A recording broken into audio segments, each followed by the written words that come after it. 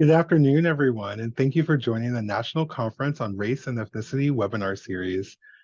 NCORE is part of the Southwest Center for Human Relations Studies at the University of Oklahoma in Norman, Oklahoma. My name is Dedrick Perkins, and I am the Senior Program Coordinator, and I'm very delighted to welcome you and to be your host this afternoon. Our hope is that we continue the conference tradition of working to improve racial, ethnic, and intercultural relations on college campuses and community organizations by providing this virtual learning opportunity, such as this one. For those of you joining us for the first webinar of the 23-24 season, thank you. We really appreciate your support and your continued effort towards the movement. NCORE has monthly webinars on the first and last Wednesday of each month, with occasional exceptions like the holidays. Some of the webinars are free, such as this one, and others are offered at a modest fee of $25. Our next webinar is entitled Becoming Latino, Latino, Latina, Latinx, Latin, and the Invisible Lines that Divide and Unite Us. And that will be facilitated by Dr. Michael Benitez and Omelco. Before we get started, I would like to go over a few housekeeping items. If you need to utilize closed captioning, make sure your settings are set to on. Always remain muted unless you're being requested to unmute. We ask that your background have no moving images or flashing lights. If you have any specific tech, accessibility, or any other operational concerns via direct message, send a direct message to me, the session host. Please use the question and answer feature. We will have a short Q&A after each presentation. So today, our featured presenters are two of our 2023 NCORE Student Scholar recipients, Andrea Tolles and Bianca Inquanto. Today, we'll start with Andrea Tolles. Her presentation is entitled Black Love in Movies. It is a brief overview of the last 50 years of Black love in movies and what each movie adds to the diaspora regarding love. Let's welcome Andrea Tolles. Hi, everyone. Hold on, let me get my screen share going.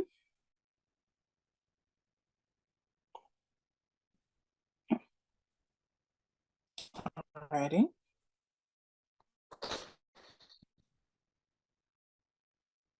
Can everyone see my screen? Dedrick, can you say yes? Yes. Okay. My name is Andrea Tolles. I'm currently in my undergrad at Florida Gulf Coast University, studying integrated studies with a minor in race and ethnic studies. I do a lot of work at my university on social justice topics, on diversity and inclusion, and things like that. But none of that will pertain to my presentation today. You'll learn throughout that I'm a hopeless romantic, and so I decided to do my presentation on something that had, lots to do with that. Certified hopeless romantic, and I'm completely okay with living the rest of my life with the hope of a one true love. So when looking for a topic to choose, I kept coming back to my love of love, and more specifically, Black love. Now, there's very little research on Black love and less on the impact movies had on the notion. So I've taken a dive into the last 50 years of Black love movies to give you an understanding of their value and culture so that you too can know why love means more than words. The 1970s was a decade bookended by the end of segregation and the beginning of redefining what Black life and, more importantly, Black love looks like for the general public. I chose a warm December and Claudine as indicative of the shift. They both show the multifaceted love of single parenthood and learning gave us Coming to America, a display of the wealth of Africa and the royalty in American culture. They also gave us the blueprint of our rich Nigerian prince and why we should definitely send those millions of dollars over there. She's Gotta Have It gave us a young woman who, though viewed as promiscuous, understood the norm of monogamy was not applicable to every life. Nola understands the vast capacity people have to love, and limiting yourself does not increase happiness.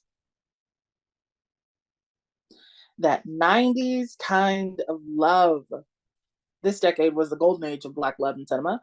We saw that Black love doesn't live in a vacuum. And in addition to romantic love, platonic love helped Black folks through their struggles. Waiting to Exhale is up first, and it gives us a look into the lives of Black career women struggling through love. The single mom, the soon to be divorcee, a mistress, and the other woman. Black women have a voice that is poetic justice. Is a story that gave us younger love, sometimes the understanding of learning to trust the world again after loss. They didn't like each other in real life. Who cares? Because their chemistry was amazing on screen.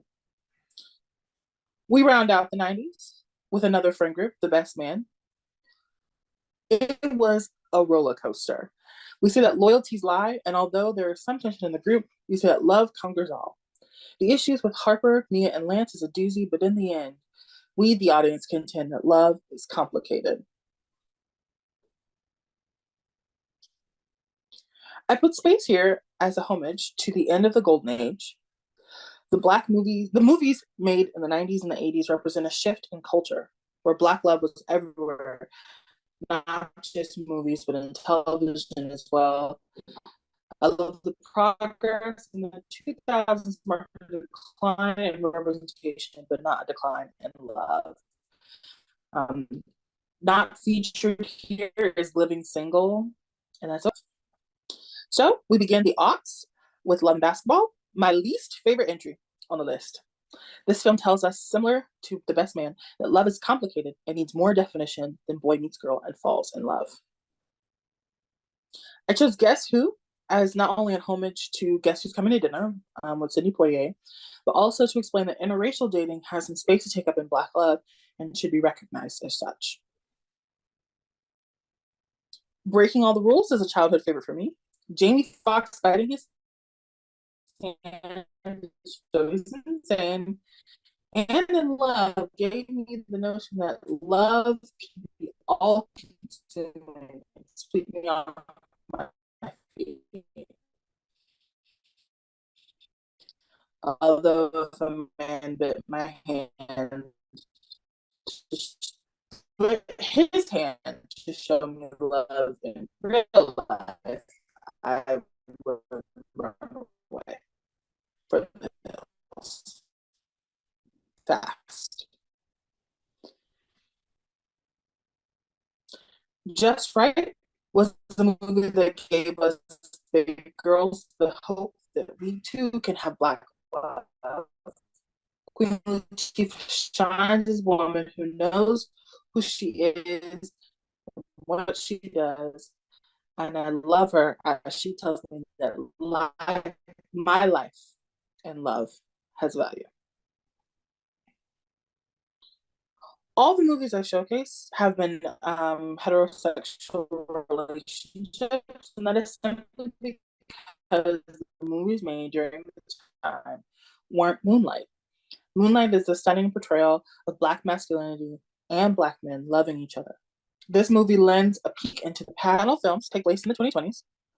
I chose a movie that take place in their decade film as it gives a part of its distance. And it's such a Malcolm and Marie complexity of an argument and what Black love looks like after the Meet Keep Love circuit. It's one of my favorites. I love the animation style. It's Kid Cudi really like did his thing, and so did Jessica. Intergalactic is an animated film that lets artistry be the forebearer of romance. Jabari and Meadow give artists a space for understanding their art and its place in their life, along with sacrifice that has to be made for art to live on. Alrighty. So, what are the takeaways? Do more research. I say that to you all not as a call to action, but also because it is that, but also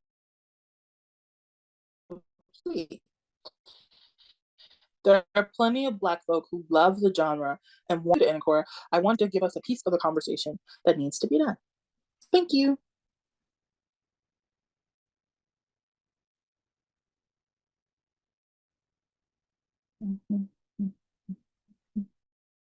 Thank you very much, Andrea. as I did at NCORE this year, I certainly enjoyed your topic and the information that you shared. So do we have any questions for Andrea pertaining to her topic or yeah,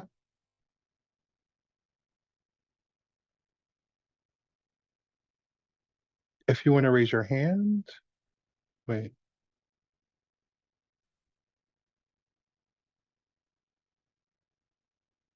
Okay. Well, I have a question. So as you were going through how I know that you kind of hit on it a little bit in your presentation, but as you were going through, how did you discern which movies would be included in your kind of review and which ones would not? Was there a kind of especially during the 90s, I'm sure there had to be some like whittling down of information. But was there a specific criteria or was there something that you were looking for specifically of why you would include these movies and the points that you were making? That's a great question.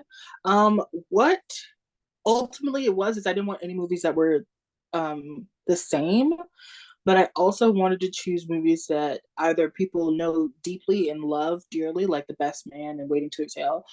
And then I also really wanted to choose movies that no one had heard of, if that makes any sense. So, Mhm. especially for the 90s, a lot of the movies are like boy meets girl. They like have some sort of issue, some sort of problem, and then they resolve it and then they live happily ever after. A lot of the movies are like that, but I wanted to choose ones with different content, different kind of stories. Like The Best Man is not just a boy meets girl and then like they like live happily ever. There's so much that happens in between. And even though it's a little similar to Waiting It to Exhale and like the fact that there's a lot of friendships, Mhm. I chose those two movies specifically because it's like from the male's perspective and then also the female's perspective. Um, and so yeah, it depended on a like what was the theme overall of the decade, and the 90s taught us a lot about love but also taught us a lot about like friendships, so I wanted to include that. And then also to make sure that the movies were not similar enough that it was just like, well, all the movies taught us this, when really there's like gives and takes with each decade. I hope that answered your Yeah. question. No, it certainly does. It certainly does. And so we have a question from Emily Perry. Um, Go ahead, ask your question, Emily. Can you hear me? Yes. Yes. Hi, Andrea. My name's Emily. I just have a question. With the thought that love is changing and we see a lot more electronic um, dating, and it really takes away from that in-person feeling, how do you feel Hmm. cinema will change with that thought of Black love, and how do you think they can support that that is still a real thing? That's a great question. So we've already seen just in non-Black love movies like the incorporation of like dating apps with dang, the movies at the tip of my tongue, but I can't remember. So we've already seen that incorporation happening with plenty of movies. Specifically for Black love, I really hope, and I said something like this at Encore, like I really hope people take into account how hard it is for Black people to date on dating apps who are like not just specifically made for Black people. So if I go on Tinder or I go on Hinge or something like that, the amount of just a like non-Black men that I find, that's like a huge issue. And then B, also trying to make sure that I don't find someone who's like being weird about it. Like I got called my Nubian queen one time, and that really like I don't know scared me off. I had to delete the app after that. So I'm hoping with the way that movies are changing and that love evolves all the time, that somehow in some of those veins they'll take into account that online dating is happening and it does exist. Also, that there's a completely different struggle of online dating beyond just like not having that in-person physical connection first, but also just finding people who have similar values to you, living in a society, living in a racist society, essentially. So I hope that answered your question. Absolutely. Thank you so much. Of course. Thank you, Emily. Thank you very much, Emily. So we have another question. I don't see a name attached to it, but I'll just ask it. It's kind of in the same vein, though. Where do you see Black love portrayal in the media moving forward in the next decade? Mm, well, Intergalactic, the last movie that I showed, gave me a lot of hope. That will get some more cute, fluffy rom-coms, which has always been the thing that I've always wanted for Black love. So I hope we get a few more of those. Maybe some of those movies that I was just talking about, like having a piece talking about like online dating and what that looks like. But I also see a lot of growth. So like Black filmmakers can start getting their films made without much of like the overhead from like, big budget studios. Um, they can definitely get it to the masses without a lot of red tape. So it used to be like you had to go to a studio, pitch an idea, and then like they would come up with like then they might fund your project, they might not. But now with like the rise of like YouTube and like TikTok and all the kind of um, marketing platforms that exist now, a lot of filmmakers can make their movies and just like make them. I mean, like y'all seen all the Tubi movies. They're some of them are terrible and just quite atrocious, and I can't stand to watch them for more than 15 seconds. But some of them are pretty good, and so I see a lot more Black love films getting made without all the because there are a lot less barriers to entry. Yeah. I think that's a wonderful point. And we have one more question from Wanika. Go ahead, you're able to talk now. Should be. Okay, can you hear me? Yes. Okay, perfect. Andrea, hi. I just wanted to ask a quick question. What do you think we can do to support Black love? Because there's a lot of things that are going on right now. There's a lot of cases that shows that it's hard to make those movies like that, like what you were talking about, that shows the Black love without us being scared that we're stepping on somebody's toes or we're making someone feel uncomfortable. What do you think we can do as a community, everyone, to support Black love and the making of movies showing Black love? That's a great question. Support. Watch everything. Even though the Tubi movies are terrible, I still get 15 seconds into the movie. And then sometimes after those 15 seconds it's pretty good. Sometimes it's quite terrible and I have to, like I said, close the browser, just get rid of it. But I always say no matter what comes out, go to the theaters, see the movies, find it on the streaming platforms. Because even like I hope y'all know that the writers and SAG, the Actors Guild, are both on strike right now.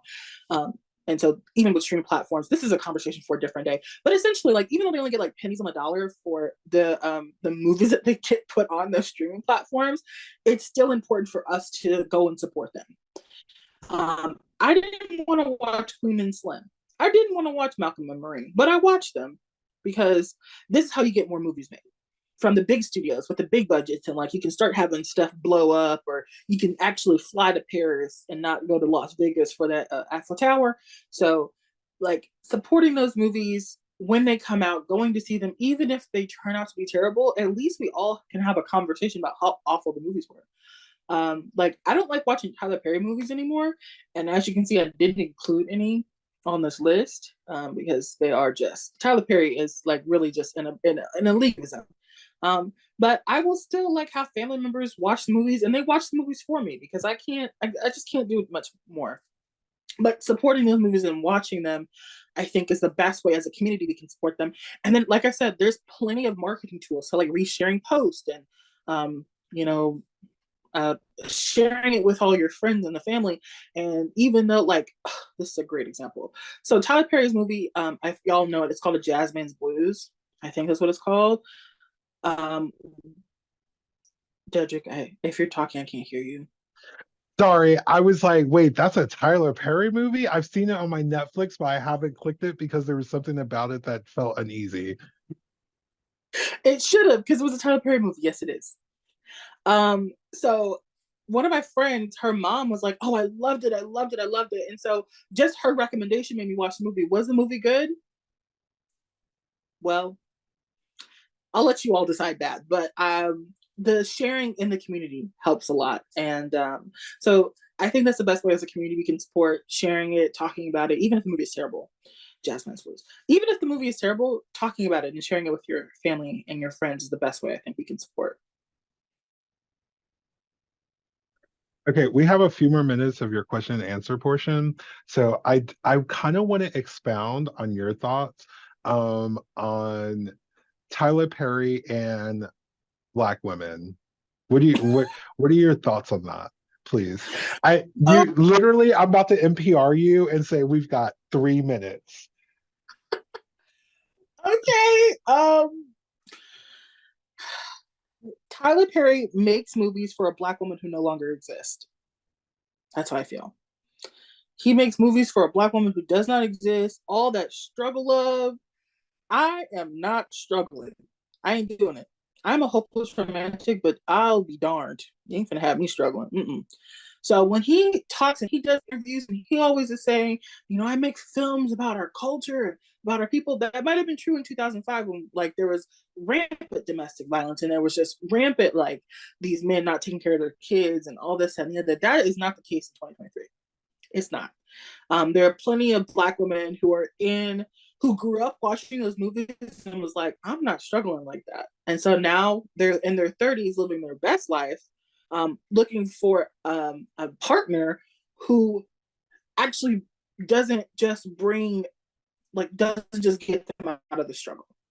You know, they say get out the mud. Black women are no longer looking to get out the mud because they're already out. We are the most educated, and like just period. And so that translates sometimes, not all the time, because equal pay is not a thing anymore. But well, it's never been a thing. But black women already have got out the mud, so they don't need you to bring them out of there. And so having Tyler Perry make movies still all about the struggle. Like a Jasmine Blues is set in the 40s. And I was thinking, like, okay, Tyler Perry, this is a new movie. But then he said he'd been wanting to make the movie for like 20 years. That told me all I needed to know. After I saw the movie, though, I already saw the movie, and I was like, oh, that's why it's like this. Yeah.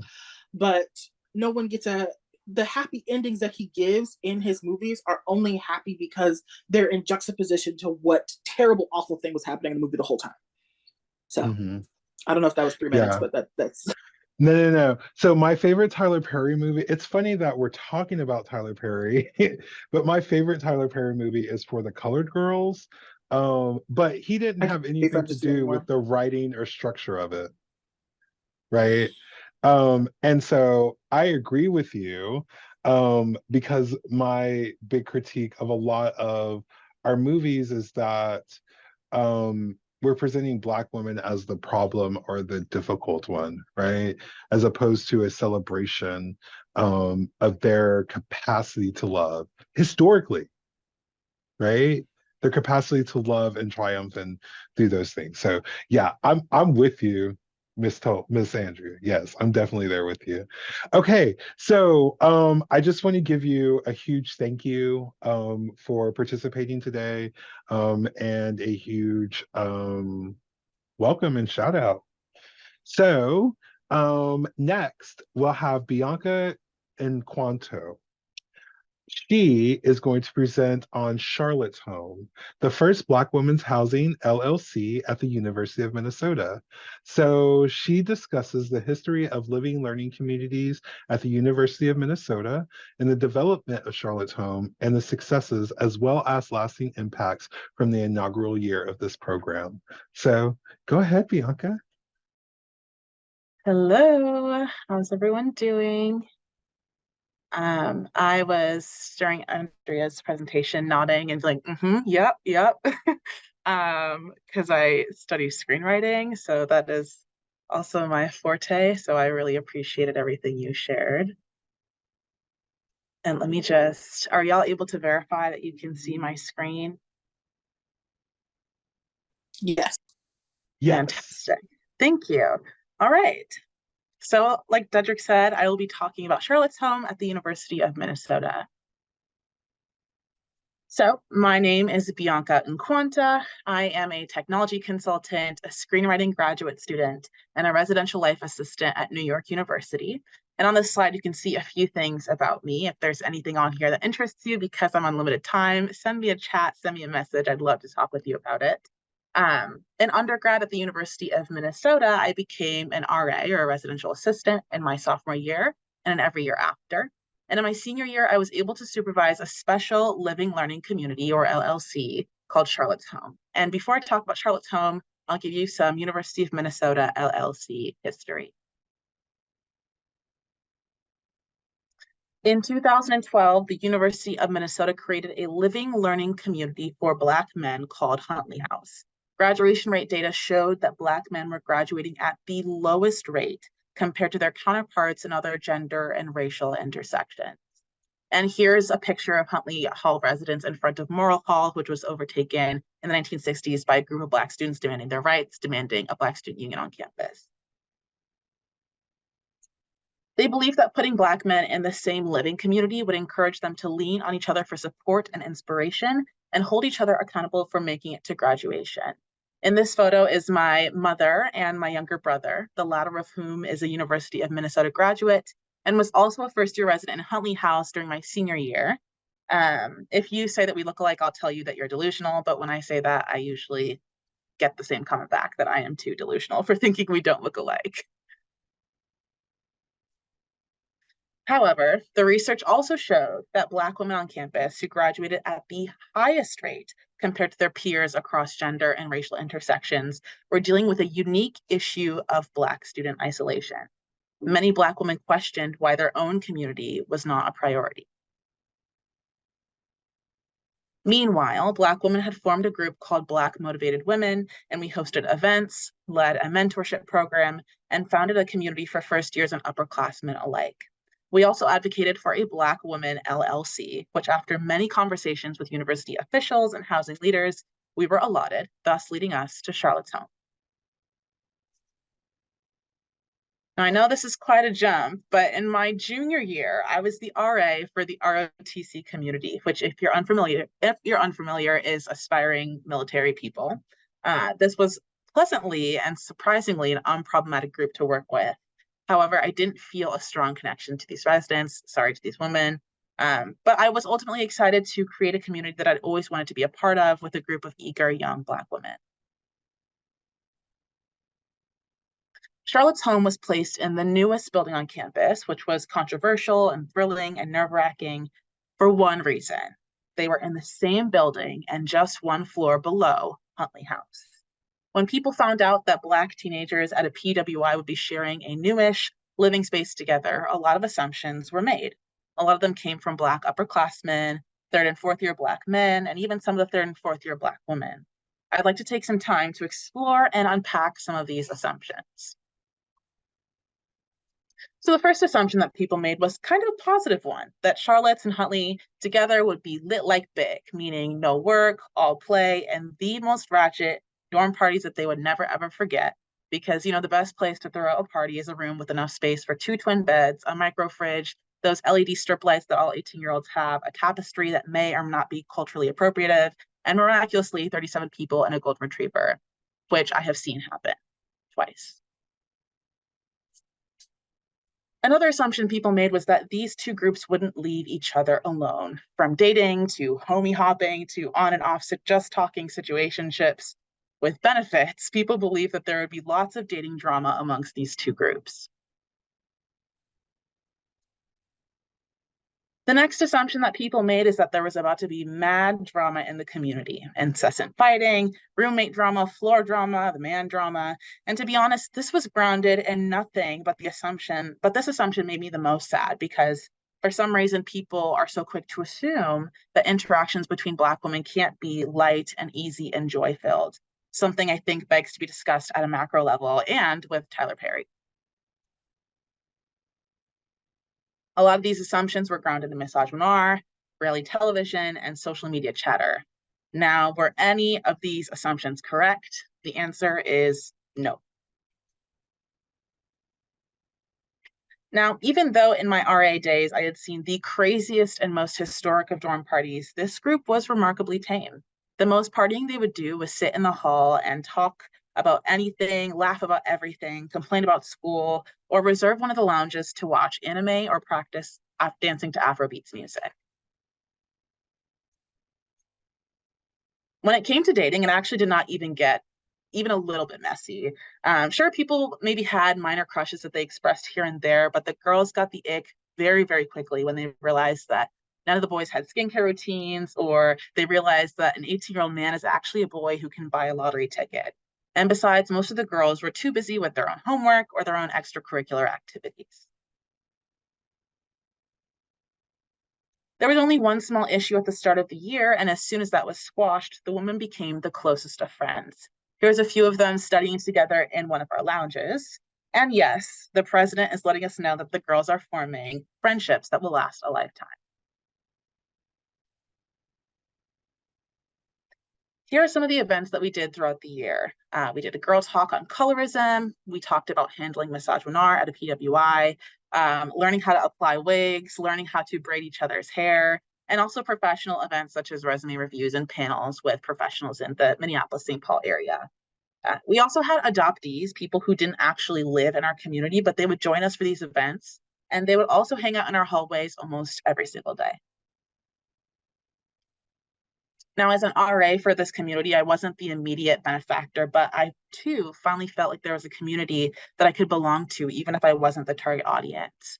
I felt relief from my own feelings of isolation, which I felt for the first 2.5 years of my undergraduate experience. Going from isolation to community, even if still within a minority, was a really positive experience for me. This learning community also had benefits for academia. I wonder if it will play. Yes, as I was able to watch my residents, maybe across the stage. There it is. I'm hearing my own voice and it's grating. But 94% of my residents in Charlotte's Home in that inaugural year have graduated from the University of Minnesota, and many of them have charted new amazing paths. And I want to speak briefly to the power of example. As I'd mentioned earlier, I am also a full-time technology consultant, and I still serve as a mentor for a lot of my residents. But during my senior year, I'd gotten my offer, and a lot of them were asking about my experience interviewing and experience in school and with my major.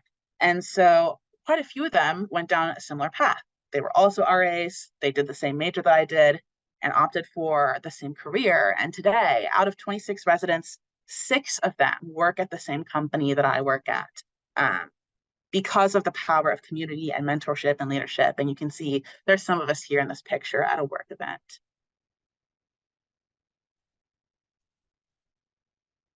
I'm also very proud of the women who were enabled to chart their own paths and create lives for themselves, visions that they had spoken aloud and manifested in the presence of their friends in our new community.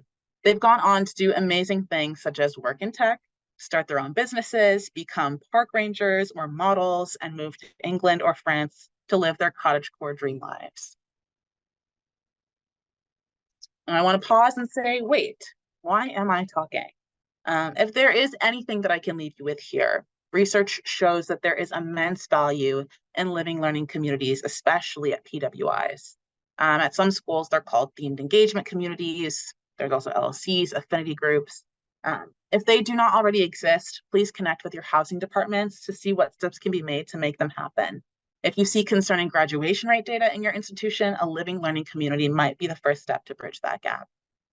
These spaces are important and they are very much needed. Thank you.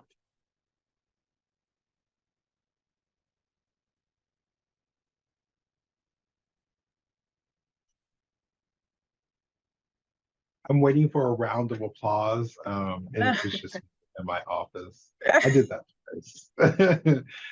Excellent job, Bianca. I really appreciate that. And again, it was really powerful to see I know that you weren't like, you didn't create this, right? Like, as like, I'm gonna do this, and this is what we're doing, right? Right. But to see how that community really flourished you and grew you up, right? Yeah. Like, so that was really beautiful to see. Yeah. So let's take some questions. Any of the attendees, or other panelists have any questions for Bianca in her presentation?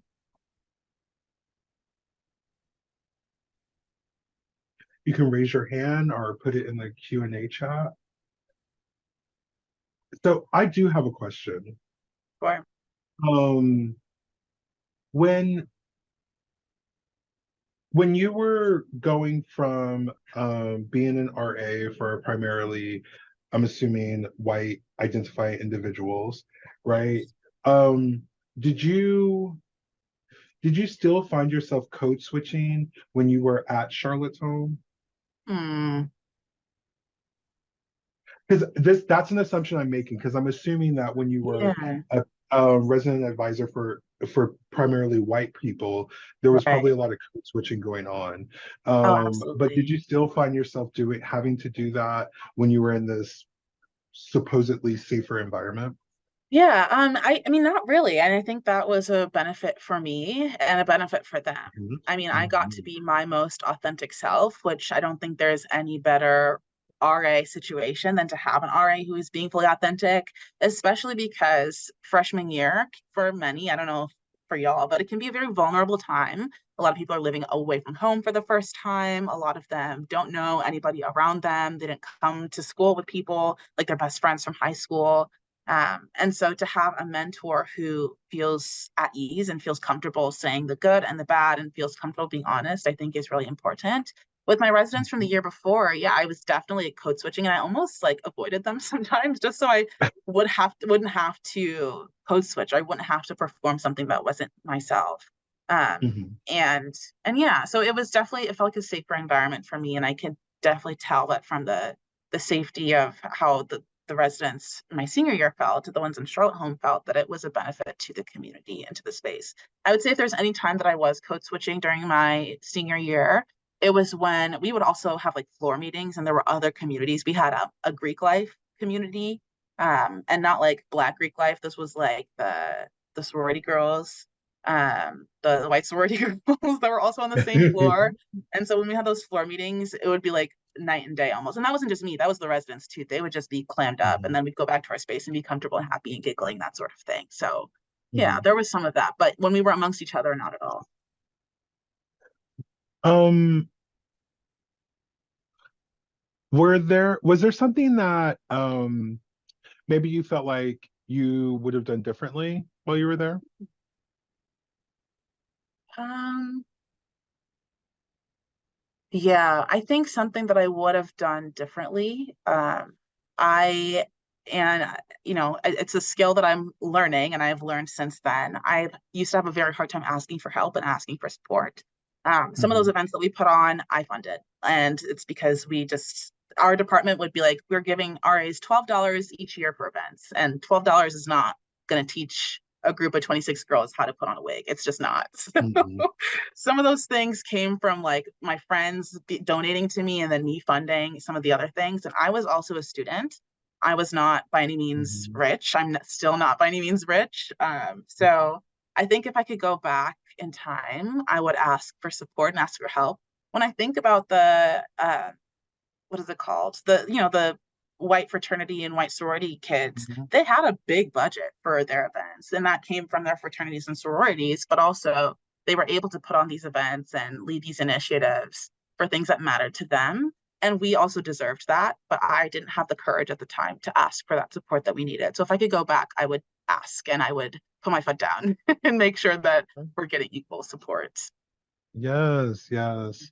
Okay, we have a question from Emily. Go ahead, Emily. Hi. So I am a house manager of a living learning community in Fort Myers. Um, Nice. and here we don't have a lot of diversity in our house, but I know in our other houses we have also it's not like a dorm. They're like actual houses on the Oh. college campuses. Um, Mhm. and we have a lot of houses at FAMU, but I was wondering what suggestions you would have to support our Black male students, because we do still see a lot of like a lower graduation rate for those, even though we try to make it like all inclusive. We do meals together, things that you would do as a family to build that sense of community. But what suggestions would you have to support these students better? Yeah. So I'll talk about two things. First was actually something I learned at another session at NCORE, from somebody from the University of Wisconsin at Madison, who was talking about how with their male students, they had noticed a decreased level of engagement. And of course, engagement is linked to graduation rates there too. Engagement meant engagement in like extracurricular activities, engagement in hall activities and house activities in this case. And the way that they were able to mitigate that was by doing some research and conducting surveys to understand what people were doing when they were not engaging. What were they spending their time doing? Who were they spending their time with? And they realized that there were a whole host of activities that they were not doing that once they started doing were drawing people in and were allowing people to feel comfortable and welcomed to a space. Some of those things are not things that I've ever been interested in. Like I think he talked about like e-gaming, sports betting, things like that. But having events centered around those things, I think can help to draw in an audience that might be missing. So maybe it's not just those things specifically, but if you're able to do research and see what people are doing when they're not engaging, that might help you to kind of focus some events and initiatives and ideas to bring people into this space. And then I will also just talk about some of the things that Huntley did.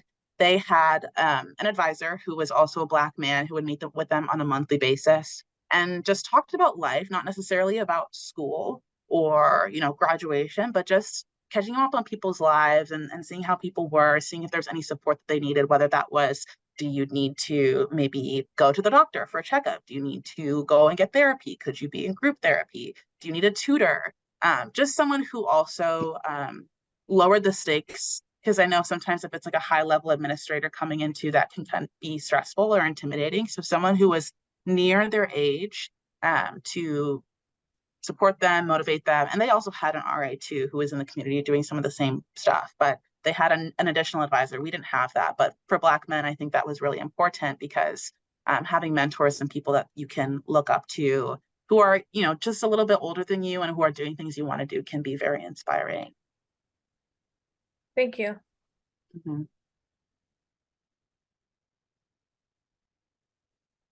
Okay. Do we have any other questions for Bianca before we move on?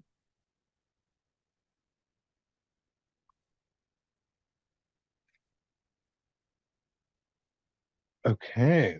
So, as I stated previously, both Bianca and Andrea are recipients of the 2023 Student Scholar Program. I'm going to do a brief overview of the Student Scholar Program to kind of explain what it is and what we do.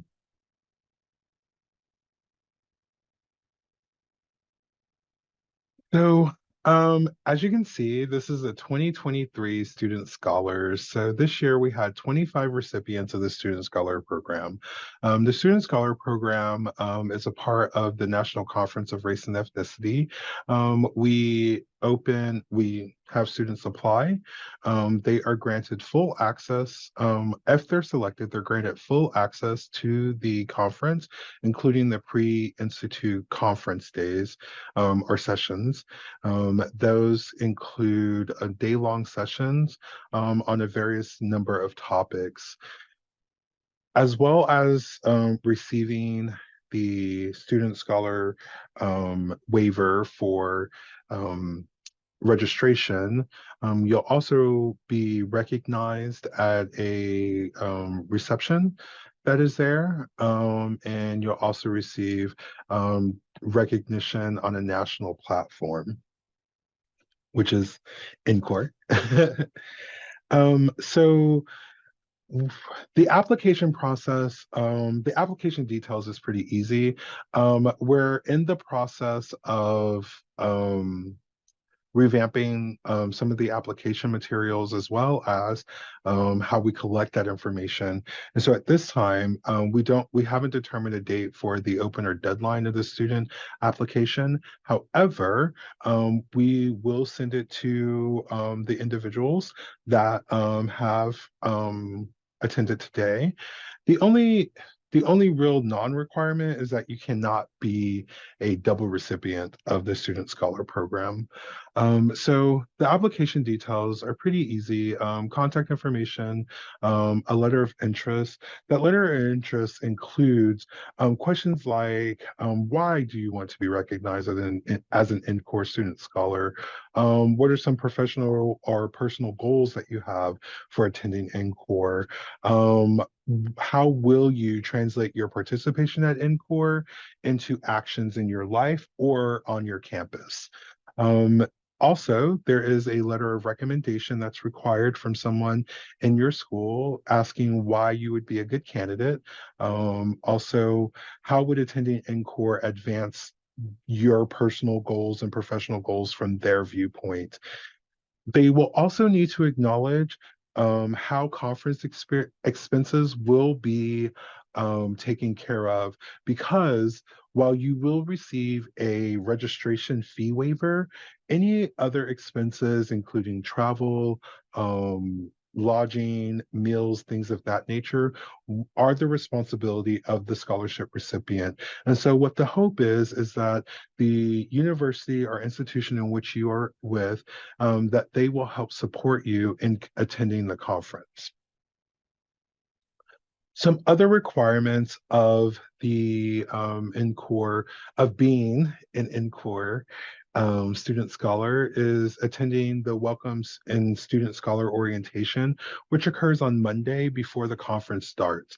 So our pre-conference institutes start on Tuesday. So that Monday evening, we generally have a short kind of orientation welcome for you all to meet each other and kind of engage with each other. And then we have the formal student scholar reception, where you'll be recognized by your peers and other students attending the conference. You'll also receive your certificate of participation, and meet with some of the National Advisory Council and Executive Committee members of the NCORE community. By attending the NCORE conference, we ask that you attend a minimum of 20 hours of conference sessions, including the pre-conference institutes that happen on May 28th. We also ask that you attend at least 3 keynote sessions. There are 4, so we're asking that you attend at least 3. And then also that you present at NCORE. So what you all have experienced today is what we call a Pecha Kucha. Pecha Kucha translates to a conversation starter, right? And so if you notice, there were very short presentations, and it was highlighted by personal, lived, or professional experiences, right? And so by being able to bring that into a concise manner, it allows presenters to compress their information so that it's more meaningful, and provides the audience with a bit more entertainment while listening. So the Pecha Kucha presentation is usually offered on Thursdays, and we do all of the student scholars at one time for the Pecha Kuchas. And then another way of presenting at NCORE is to do a poster session, and that poster session would include whatever information or research that you're working on, or you can submit for a concurrent in-person presentation workshop. So you have 3 options of presenting at NCORE. If you are accepted, and you are not able to, and you're not, sorry, if you are accepted, but your presentation for the concurrent workshop is not accepted, you still have the opportunity to present for a poster or a Pecha Kucha session. We also will have a wrap-up meeting that occurs the Friday, the next to last day of the conference, and that's usually for us to kind of figure out what we did good, what we didn't do so good at, how we can do better, getting your experience and your information. I'm sorry, your experience and your feelings from the NCORE conference, so that we can use this to do better. Also, we ask that you submit a reflection piece. This year, we had a number of different selection pieces, such as art. We had some artwork that was submitted as a reflection of their experience. We had some poetry. We had some written submissions. We also had some videos. I think Bianca, I think it was you that did your podcast on in your experience at NCORE. And so we got a recording of that. Yeah, so we got a recording of that. We really want to give folks the opportunity to express their experience through their own words and their way of and their own expression. Some of the benefits of being an NCORE scholar is that it encourages institutional support. So as I said, while we are going to waive your registration fees, which by the way are like $800. So while we're going to waive your registration fees, we encourage that your institution is able to show you your worth by being able to support you. Also, you'll get to present at NCORE, so that gives you presentation experience, especially for those of you that are looking to maybe start your career in academia. This would give you some really good experience on how to present at a professional conference. Also, you can use it in your resume, that curriculum vitae that many of you are working on. Also, networking opportunities. By being a student scholar, it's going to put you in some of the circles with various levels of university employment. So that's going to be deans, that's going to be presidents of universities, that's going to be chief diversity officers, as well as faculty and staff and other students. And lastly, one of the benefits of being a student scholar is the national platform recognition. So leading up to the conference, we will be tagging you in many posts as a student scholar, asking you to submit videos and pictures so that we can recognize you. And then throughout the conference, you'll receive recognition through a lot of the media platforms that we use through the conference. At this time, I want to kind of get so I'm going to preempt this by saying I did not ask them these questions prior to.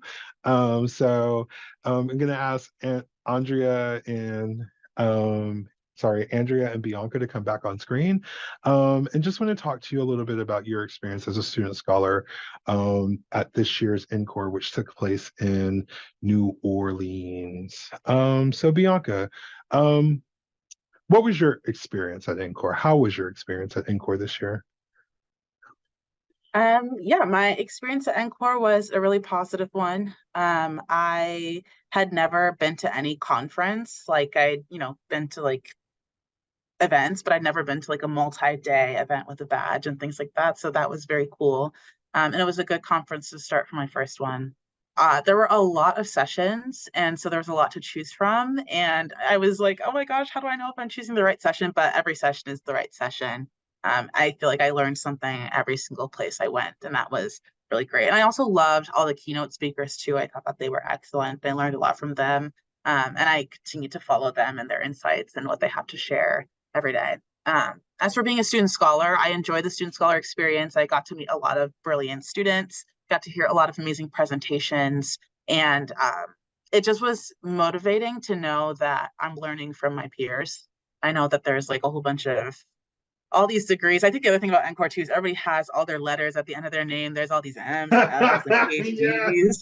It's like I don't have any of that yet, but the fact that I there's so much stuff that I retained and keep and think about all the time from people who are just like me and are young and are coming up, I think was very, very motivating. So I loved it. I'd highly recommend the experience. I missed it when I left. I didn't want to leave. So yeah.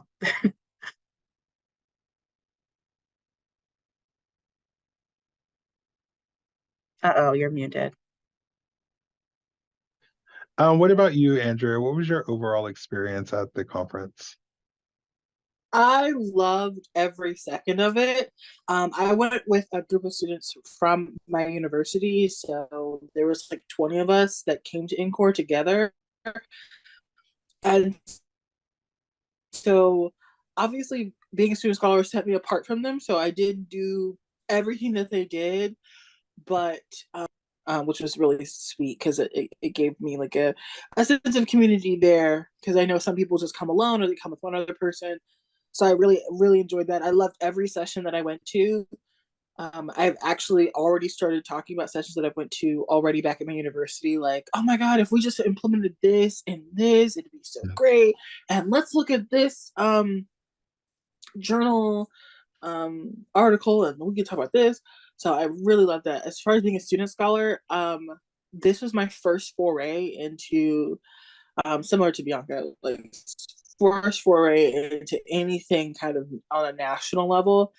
And it was amazing. Like, there were obviously some like mishaps and miscommunications about things, but that's like with anything that we do. But being a student scholar really, like, I don't know, you get an extra pep in your step when it's time to like put your badge on, and they're like, they say go to the table and pick some things that you need to put on. I didn't pick student. I picked student scholar. I didn't even look at the Yes, student flag. queen. Don't even look.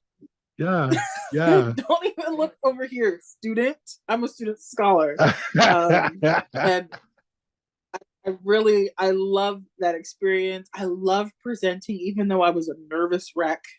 You couldn't tell though, but I was really grateful for the experience and the opportunity. And coming back to my university, the department that I went with is not the department that I primarily work with. And so going back and like talking to other people, I was like, yeah, I went to NCORE and I presented. They're always like super shocked and like, oh, can I see your presentation? I'm like, you gotta pay me $5. So sorry, $5. No, I'm just joking. But and then my family, they were really excited. Like, some of my family actually came today to this because I sent it to them and I wanted them to come. So I love being a student scholar. I really enjoyed it. And similar to Bianca, just like having the community, because some of the stuff we like had our group chat and I'd be like, what are we supposed to do? Someone had the answer, or we didn't have the answer. We were all just confused. So it was a wonderful Yeah, bonding experience, I'll say. yeah, 100%. I think one of the things that I learned from you all is need the need for clear communication. Because I, like you, when I was a student scholar, I knew it was a big deal. Like I could feel it was a big, kind of like the jazz thing, right? I could feel something was big about it, but I just didn't click on it, right? Like I could tell that it was a big deal, right? But I didn't know how big of a deal until you're actually in it.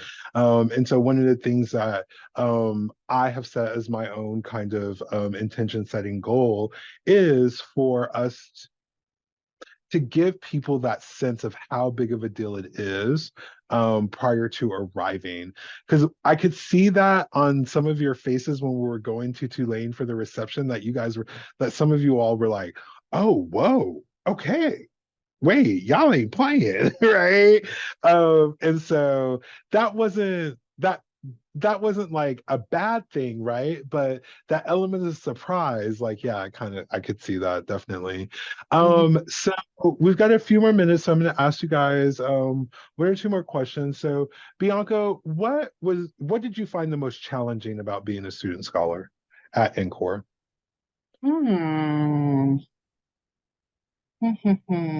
I would say the point that you brought up was one, and it wasn't so much of a challenge. It worked out to be totally fine. But when we got to Tulane, for example, for the reception, I was like, I could have worn my good heels. Like, I didn't know I was gonna be on stage. Like, this is a big deal. So I think Yeah. that that was I guess a challenge in that it would have been nice to have an understanding of what was expected of us or what was going to happen, that sort of thing. Another thing that I don't think it was necessarily a challenge of being a student scholar, but maybe more so of just like the nature of the conference. There was like one or two sessions that were so big, like so many people wanted to go, and there was limited space. And that might just be a nature of the space, nature of the hotel that we were in, or the conference space that we were in. And that's not something really people can prepare for. I mean, people can like No. put the sessions on their calendar, but other people will like hear about, oh, I'm going to this one, it's about this. Oh, I didn't even see that. And they bring their friends over, and then there's people waiting in the hallway to get into a room that is doubly full. Yeah, yeah. So I know that's not really a student scholar issue, but that's just something that I was like, oh, I was like standing outside, like peeking over people's heads to hear sessions that were still great. So Yeah. And it's really funny that you mentioned that because it's not a bad problem to have for yeah, us. no. But as an attendee, it can be super frustrating, right?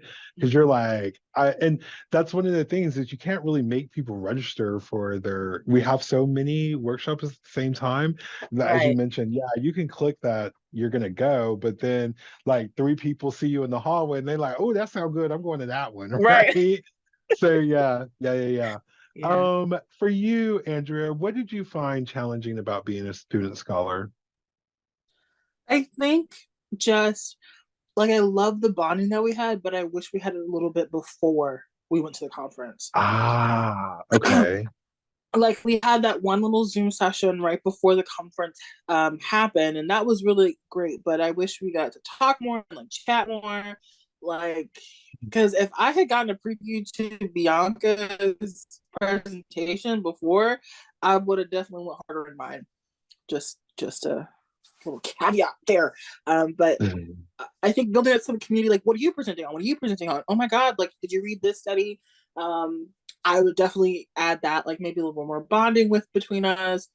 I'm president of the Black Student Alliance here at my university, and so we have this big old group chat, and every few days I'll throw out a question. And so, like, if we could have incorporated something like that, I think that would have been great. And then Okay. the other thing, which I forgot to say at the little powwow, not powwow, sorry, like the little meeting that we had um, Oh, after on Friday, that I wish we had deadlines for when we needed stuff in, like for the Pecha Kucha, because the day of I was panicking and changing my script and oh my God, this picture's not working anymore. I've got to fix this oh, picture.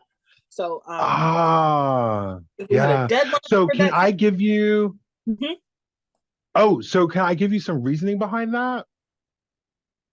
The same reason why we don't say you have to be here or you have to do this. We want it to be completely optional. We want you to create your own experience, right? But I feel you because I'm a deadline person. I will ask you in the meeting real quick, what does this do? Because if you don't give me a deadline, it'll go through several iterations before it finally gets to you, right? That's just how my brain works. But that's a wonderful suggestion though, and I really appreciate that. The both of you really providing that kind of clarity of what were some challenges or what were some things that you would like to see better. So just staying on that positive note, Andrea, what was a good thing that came out of NCORE for you once you were done with NCORE?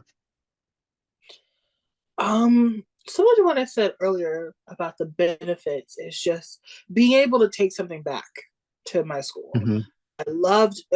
People were probably sick of me by the end, but I kept talking about all the sessions that I went to, how amazing they were. I've talked to my mentors who live like across the country who weren't able to attend. Like, oh my God, I went on the session of a critical theory of love and how we use love as a tool for social justice. I know they were sick of me at the end. I know they were. But being able to talk about something and being like, oh, it was this person's research that I'm using to talk about that. And then I have a little, my university provided us with a notebook. And so at every session I went to, I took my notebook and I took notes. Um, Mhm.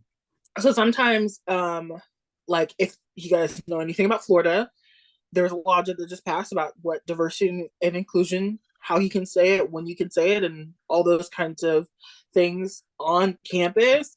And so being able to take what I learned in a session we did on the whiteness of DEI and the history of anti-blackness, two sessions I went to, taking that back and being able to like try to incorporate a few things into the now new guidelines of Florida, which my supervisors have said has been the most beneficial thing that they've learned is me being able to take something back. And so that was absolutely wonderful and amazing. Being able to just go to this conference, and even though it's like kind of you're like kind of in a bubble, you're kind of in a vacuum a little bit, but absolutely a vacuum. But being able to like kind of like pop your head out the back the bubble and be like, oh my God, guys, here, use this. This is a great tool. Here you Yeah, go. yeah, I like that. very true. Very true. What about for you, Bianca? What was your favorite thing or your best memory about this experience at NCORE this year? After Oh, NCORE. yeah. Well, now that you said best memory of Encore, I'd never tried a beignet, so having to be able to try one. And there was an Yes, they're so abundance, good. and there was a band, and it was just I don't remember what it was like this event, all this food, all these people, the music, the dancing, it was Yeah. brilliant. So that was a good takeaway from Encore. But from after Encore, I would say one positive or one benefit that's come to my life. They're twofold. One is there were so many Black women with degrees up the wazoo talking about rest, which I think is so funny and so ironic because it's like they were in school for 70,000 years and they're also telling us to rest, rest, rest. And so I've been thinking about resting and how that's revolutionary and how that's an act of resistance, but that's very healthy for me too. And then, of course, the takeaways that I'm able to share with people from school. I learned about decolonized mentorship. I mentor undergraduate students, or I'm an advisor. So being able to rethink the relationship we have with one another, I think, was a really positive benefit that came out of the Encore experience. Awesome, awesome. So I just want to say big thank you to both of you for agreeing to participate today. I am going to share my screen real quick. So we are looking for volunteers for our Encore Connections event that's going to happen November 1st through the 3rd. It is a virtual connection. So basically we take the feel of Encore and we create that virtually. So the volunteers that we're looking for are tech hosts. So that's people that can come in and kind of do what Stephanie and I have been doing today. Um, excuse me, not so much hosting up front on camera, but definitely making sure that the question and answers are getting done and to the tech side and things like that. So if any of you that are viewing this are interested in volunteering, here's a QR code. I also put the link in the chat. It's just a short form and asks for your name and email, and then we'll send you all the information and requirements once we get a little bit closer to the dates. So again, I wanted to thank Andrea Tolles and Bianca Inquanta for their wonderful expertise and sharing their story with us yet again.